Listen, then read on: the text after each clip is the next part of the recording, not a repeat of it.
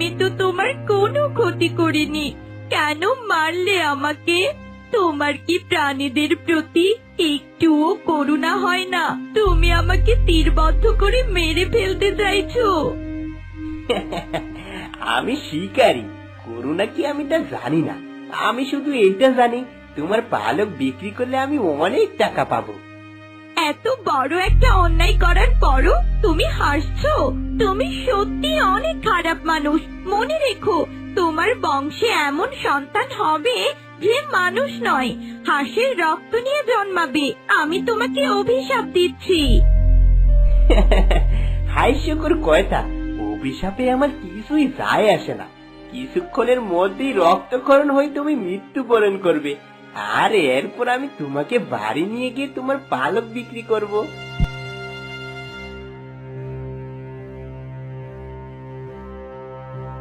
না না, এই হাঁসের অভিশাপে আমি সত্যি ভয় পাচ্ছি। এই হাঁসের কোনো প্রয়োজন নেই। আমি খালি হাতে বাড়ি ফিরে যাব। হাঁসটা এখানে ফেলে রাখলে দুর্গন্ধ ছড়াবে। এক কাজ করি, এই হাঁসটা আমি মাটিতে পুঁতে দেই।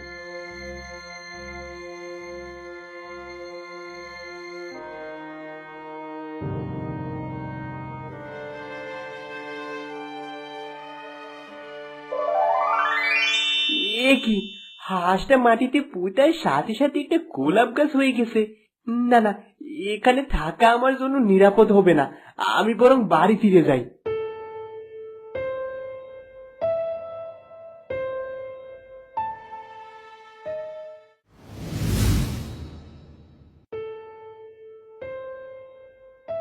স্বামী, তোমার মুখ এমন মলিন কেন? কি হয়েছে?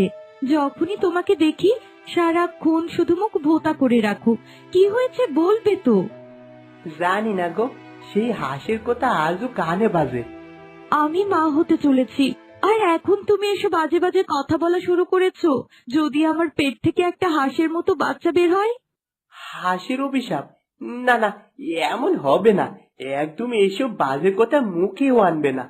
আমাদের ঘরে একেবারে সুন্দর সবল বাচ্চা জন্ম নেবে, যে তোমাকে আর আমাকে খুব ভালোবাসবে। এখন শুয়ে পড়ো, অনেক রাত হয়ে গেছে। আমার আবার বেশি রাত জাগলে শরীর খারাপ করে।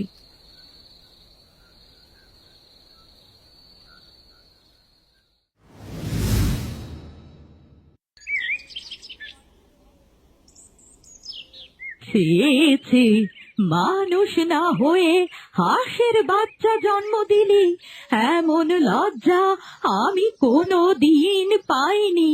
তোর জন্য সমাজে আমি মুখ দেখাতে পারি না। মা, আমি তো কিছুই করিনি। এটা কেমন করে হলো আমি তা জানি না।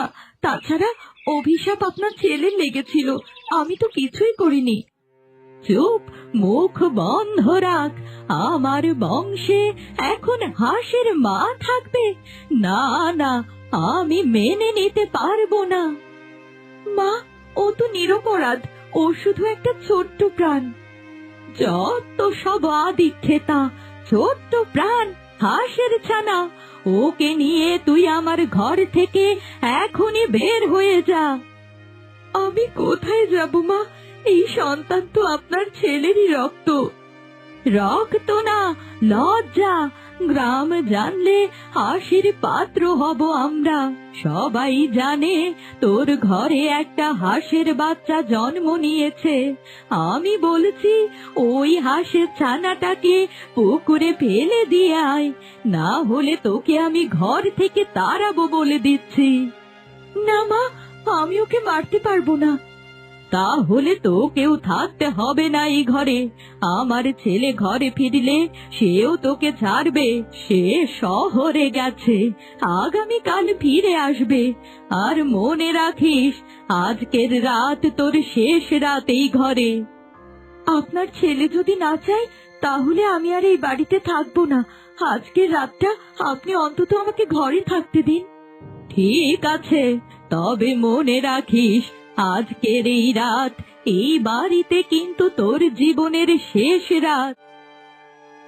মা, তুমি এত রেগে কেন আছো? কি হয়েছে বলো তো? কি হয়েছে বলছিস? তোর বউ একটা হাঁসের বাচ্চা জন্ম দিয়েছে, এ কেমন লজ্জা! গ্রামের মানুষেরা আমাদের নিয়ে হাসাহাসি করছে। তোর বউ বাচ্চাটাকে কোলে নিয়ে রাখে, সবাই দেখে আর হাসে। আমি বলেছি আজই ওদের ঘর থেকে বের হয়ে যেতে হবে। মা, তুমি কি জানো তুমি কি বলছো? মালতী আমার স্ত্রী, ওই ছোট্ট প্রাণ আমার সন্তান। মানুষ হাসলে হাসুক, আমি ওদের ঘর ছাড়া করব না। আমি জানি না কেমন করে এটা হলো, কিন্তু আমি শুধু জানি ও আমার বাচ্চা, আমি ওকে ফেলে দিতে পারবো না। তুই এখন বউয়ের কথা শুনছিস? আমি তোর মা, আমি বলছি এ ঘরে ওই বাচ্চা থাকবে না। মা, আমি জানি তুমি রাগ করেছো, কিন্তু একটু ভাবো, ও তো আমাদের ঘরেরই সন্তান। হয়তো এটা কোনো অভিশাপ, হয়তো কোনো আশীর্বাদও হতে পারে। আমি ভয় পাই, গ্রামবাসী হাসে, অপমান করে, আমি সহ্য করতে পারি না। মা, লোকে হাসলে হাসুক, কিন্তু আমি আমার পরিবারকে রক্ষা করব। আজ যদি আমি ওদের ফেলে দেই, তাহলে আমি কেমন মানুষ হলাম বলো তো? আমি এর আগে অন্ধ হয়ে গিয়েছিলাম রাহুল, কিন্তু তুই যা বলছিস তাতে সত্যি আছে। এ আমাদের মেয়ে, আমাদের ভালোবাসার চিহ্ন। একদিন এই বাচ্চাই প্রমাণ করবে মনুষ্যত্ব জন্মে না, গড়ে ওঠে মমতায়।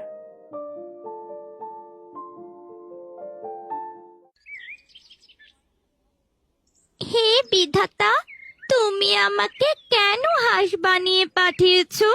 ছোট্ট ছোট্ট বাচ্চারা কত সুন্দর করে খেলাধুলা করছে, আর আমি সারা দিন একা একাই বসে থাকি। গ্রামের কোনো মানুষ আমাকে পছন্দ করে না। কি রে, এখানে বসে কাঁদছিস কেন? তুই তো মানুষের মতো করে কথা বলতে পারিস, নিশ্চয়ই তোর উপর কোনো অভিশাপ আছে। আমি এক অভিশপ্ত মানুষ। অভিশাপের কারণেই আমি হাঁস হয়ে জন্ম নিয়েছি। আমার বাবা মা আমাকে খুব ভালোবাসে, কিন্তু গ্রামের মানুষেরা আমাকে একদম সহ্য করতে পারে না। তুই মানুষের ভালোবাসা পেতে চাস, এ তো খুব ভালো কথা। ঠিক আছে, আমি তোকে একটা জাদু শক্তি দেব।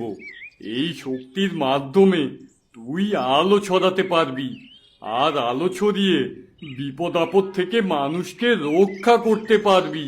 সত্যি বলছেন আপনি? আমি আপনার উপর খুব খুশি হয়েছি সন্ন্যাসী বাবা। তাহলে আমাকে এমন একটা শক্তি দিন যার মাধ্যমে আমি সহজেই মানুষের ভালোবাসা পেতে পারবো।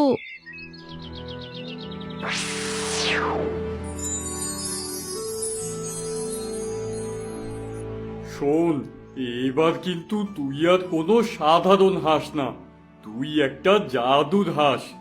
তোর ডানার নিচে লুকিয়ে আছে অদ্ভুত শক্তি। যা, এবার বাড়ি যা। তবে মনে রাখিস, এই অলৌকিক শক্তির কথা তুই তোর বাবা মা বা পরিবারের কাউকেই বলিস না।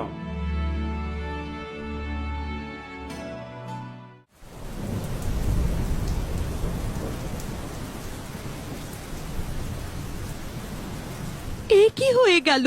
গ্রামের চারদিক থেকে বন্যার পানি ঢুকতে শুরু করেছে। কিছুদিনের মধ্যেই আমাদের সব ফসল নষ্ট হয়ে যাবে, আর এরপর আমাদেরকে পথে বসতে হবে। বাবা, তুই আর দেরি করিস না, গ্রামবাসী নিয়ে নদীতে একটা বাঁধ দেওয়ার চিন্তা কর। দেখবি এই গ্রামের সব ফসল বেঁচে যাবে। ঠিক বলেছো, গ্রামে যদি কোনো রকমে একটা বাঁধ দেওয়া যায়, তাহলে গ্রামের সব ফসলগুলো বাঁচানো সম্ভব। ও বাবা, আমাকেও সাথে করে নিয়ে যাও। আমিও দেখতে চাই কিভাবে নদীতে বাঁধ দিতে হয়। আরে না না, তোকে নেওয়া যাবে না।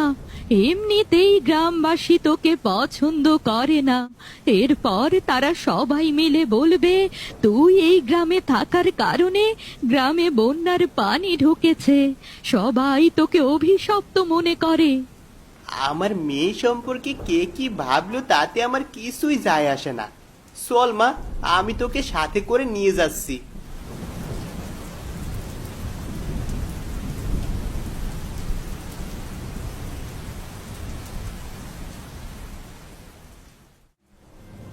কি রে, তোকে তো আগেই বলেছিলাম এই অভিশপ্ত হাঁসটাকে গ্রাম থেকে বের করার ব্যবস্থা কর।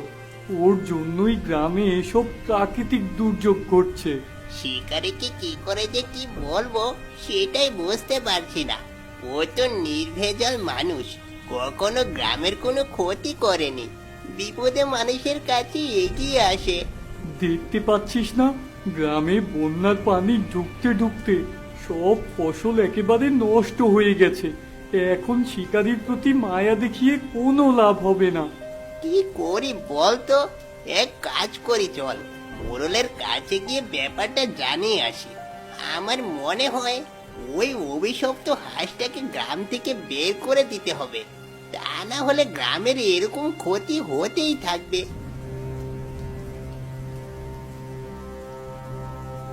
তোমরা এখানে? যাক, ভালোই হইলো। চলো আমরা সবাই মিলে নদীতে বাঁধ দেওয়ার ব্যবস্থা করি, এত করে সব ফসলগুলো বাঁচানো যাবে। তুই এখানে কেন এসেছিস? ওকে সাথে করে আনার কারণে নদীর পানি আরো তাড়াতাড়ি বেড়ে যাবে। শোন, আমরা তোর মেয়েকে গ্রাম থেকে তাড়িয়ে দেওয়ার ব্যবস্থা করব। দয়া করে আমাকে গ্রাম থেকে তাড়িয়ে দিও না। দাঁড়াও, আমি তোমাদেরকে নদীতে বাঁধ দেওয়ার ব্যবস্থা করছি। তুই তো একটা হাঁসের ছানা, তুই কি করে নদীতে বাঁধ দিবি? না না, এইসবের মধ্যে তোকে একদম জড়াতে হবে না। না বাবা, তুমি কোনো চিন্তা করো না, আমি আমার শক্তির মাধ্যমে এখানে নদীতে বাঁধ দিতে পারবো।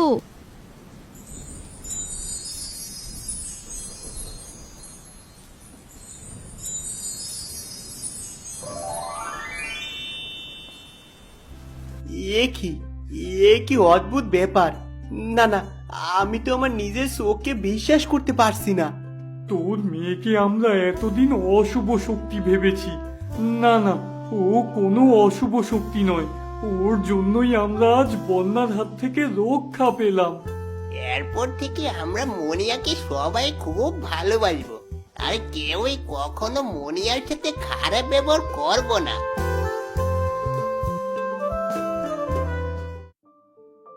ভালোই হলো, শেষ পর্যন্ত আমার মেয়েটা এই গ্রামে থাকতে পারলো। আমি তো ভেবেছিলাম বন্যা হওয়ার কারণে মেয়েটাকে অভিশপ্ত বলে গ্রাম থেকে না বের করে দেয়। যদি তোমার মেয়ে না থাকতো তাহলে গ্রামের সব ফসলগুলো নষ্ট হয়ে যেত। আজকে আমার মনিয়ার জন্যই গ্রামের ফসলগুলো রক্ষা পেয়েছে। ওগো, শুনছো? তুমি তো বলেছিলে যেখানে তুমি ওই হাঁসটাকে পুঁতে রেখেছিলে ওখানে একটা গোলাপ গাছ হয়েছে। চলো না, আমরা গোলাপ গাছটা একবার দেখতে যাই। এমনও তো হতে পারে সেই গোলাপ গাছের কাছে ক্ষমা চাইলে আমার মেয়েটা তার মানব রূপ ফিরে পাবে। না গো বউ, এমন কিছুই হবে না। যা হওয়ার তা তো হয়ে গেছে, তুমি বাস্তবতাকে মেনে নাও। না গো, আমি তোমার কোনো কথাই শুনতে চাই না। আমি একটা শেষ চেষ্টা করে দেখতে চাই। আচ্ছা, তুমি যদি মনে শান্তি পাও তাহলে আমি তোমাকে সেই ব্যবস্থাই করে দেব। কাল ভোর হওয়ার সাথে সাথেই আমরা তিনজন মিলে যাব সেই গোলাপের কাছে ক্ষমা চাইতে।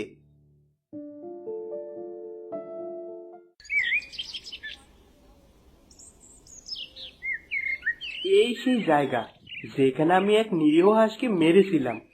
আমি জানতাম না সেই ভুলে আমার নিজের জীবন এমন অন্ধকার হয়ে যাবে। বিধাতা হয়তো চেয়েছিলেন তুমি শেখো, কোনো প্রাণকে কষ্ট দিলে তার প্রতিধ্বনি একদিন ফিরে আসে। সারা জীবন আমরা আমাদের পাপের শাস্তি পেয়েছি। হে প্রকৃতি, হে গোলাপ গাছ, আমি তোমার কাছে ক্ষমা চাই। আমি অজ্ঞ ছিলাম। সেই হাঁস যদি শুনতে পায়, জানো আমি তার কাছে হাত জোর করে ক্ষমা চাইছি। যে অভিশাপ আমার কোলের সন্তানকে হাস করে দিয়েছিল, হে ঈশ্বর, যদি আমাদের ভালোবাসা সত্যি হয় তাহলে আজ ওকে তার রূপ ফিরিয়ে দাও।